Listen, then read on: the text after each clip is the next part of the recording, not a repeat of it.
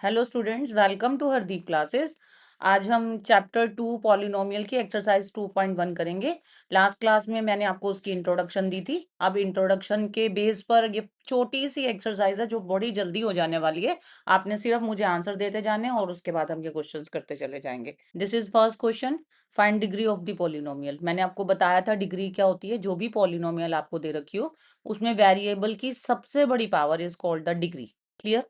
अब देखो यहाँ पे 2x², इसकी पावर क्या 2, इसकी पावर क्या 1, इसमें कुछ भी नहीं है तो पावर क्या 0। तो सबसे बड़ी क्या हुई 2, therefore degree is 2। Highest power is called degree. Degree is equal to 2। तो यहाँ पे पहले मैंने हाईएस्ट पावर लिखी, हाईएस्ट पावर, और उसी को हम क्या कहते हैं डिग्री। चलिए जी, यहाँ पे देखो y³ + 2y - 1, y की पावर 3, y की पावर 1, y की पावर 0। तो सबसे बड़ी पावर क्या हुई 3, तो highest power 3, therefore degree is 3। Clear. अब यहाँ पे आपको सिर्फ 9 दे रखा है, 9 के साथ मैं कोई भी एक वेरिएबल लिख लूँ, कुछ भी लिख लूँ, उसकी पावर 0 लगा लूँ, तो यहाँ हाईएस्ट पावर क्या हुई 0, देयरफॉर डिग्री 0।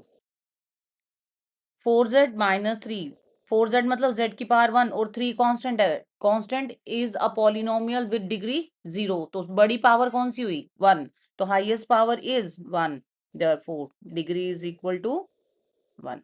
क्लियर। सिंपल सा क्वेश्चन था। आपने सिंपली डिग्री बतानी थी। डिग्री बताने के लिए आपने पॉलिनोमियल की सबसे बड़ी पावर को देखा, उसी को हम डिग्री कहते हैं। चलिए जी, आ जाइए क्वेश्चन नंबर 2 पे।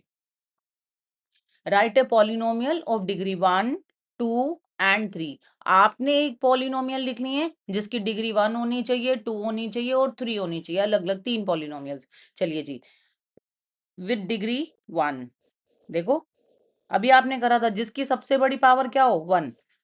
अब सबसे बड़ी पावर आप कुछ भी लिख सकते हो, 1 x लिख लूं, 7x - 5 लिख लूं, कुछ और लिखना चाहो y में लिखना चाहो y में लिख लो, √3y लिख देती हूँ, और ऐसा कुछ भी एक्सेट्रा जो आपका दिल करे।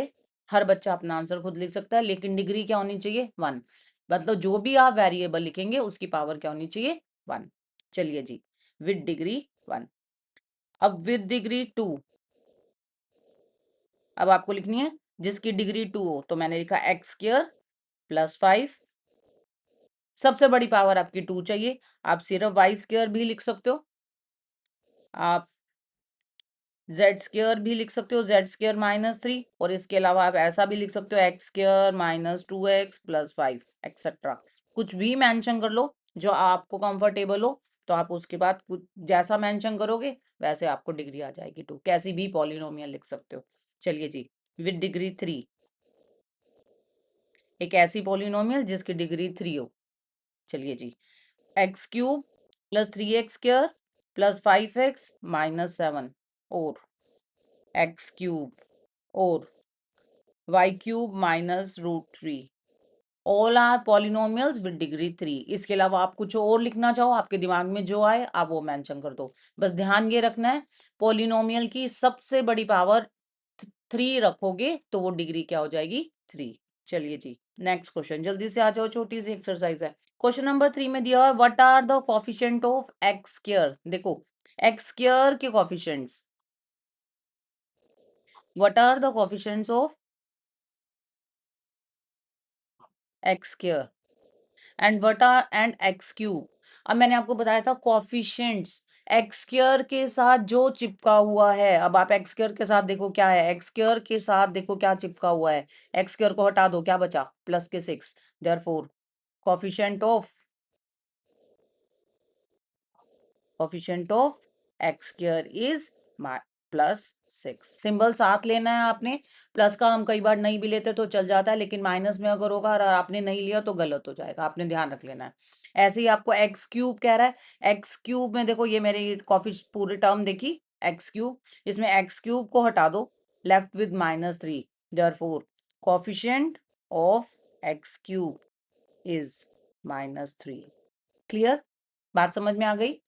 जिसका भी कॉफिशिएंट पूछा है उस टर्म में से उसको हटा दो, जो बचेगा that is called coefficient of that term. Clear? चलिए जी, नेक्स्ट क्वेश्चन 4, सिंपल सा क्वेश्चन है, जवाब आपने देना है मुझे। What is the coefficient of Z here? Z का कोफिशिएंट, अब यहाँ पे जेड वाली टर्म है ही नहीं है। देखो आप देखो, जेड क्यूब है, जेड स्क्वायर है, जेड वाली टर्म ही नहीं है। आपने जेड का कोफिशिएंट बताना था, हमने कह दिया no term of Z, therefore coefficient of Z is 0। है ही नहीं, तो कोफिशिएंट क्या होगा? 0। अब ना आपने ये नो टर्म ऑफ जेड, अब ये कहो कि मैंने लिखा है तो आपने भी लिखना है, नहीं ऐसा नहीं लिखना है, आपने सिंपल आंसर देना है, आप बता देना कोफिशिएंट ऑफ जेड इज 0, क्योंकि यहाँ है ही नहीं, आपने खुद अपना देख के आंसर दे देना है। चलिए जी, लास्ट क्वेश्चन जल्दी से। What is a constant term of the polynomial? इस पॉलिनोमियल की कांस्टेंट टर्म बतानी है। कांस्टेंट टर्म वो टर्म होती है जिसके साथ कोई वेरिएबल नहीं होता। वेरिएबल इंग्लिश के जो अल्फाबेट्स हम यूज करते हैं उनको कहते हैं, जिनकी वैल्यू फिक्स नहीं होती है। तो यहाँ पे एक -10 मुझे दे रखा है ऐसा, जिसके साथ कोई भी वेरिएबल नहीं है। Here constant term is -10। Simple, simple सी एक्सरसाइज थी, 1 मार्कर क्वेश्चन इसमें से बनते हैं, तो आपने जल्दी से इसको कंप्लीट कर लेना है। चलिए नेक्स्ट क्लास में करते हैं हम एक्सरसाइज 2.2। Thank you.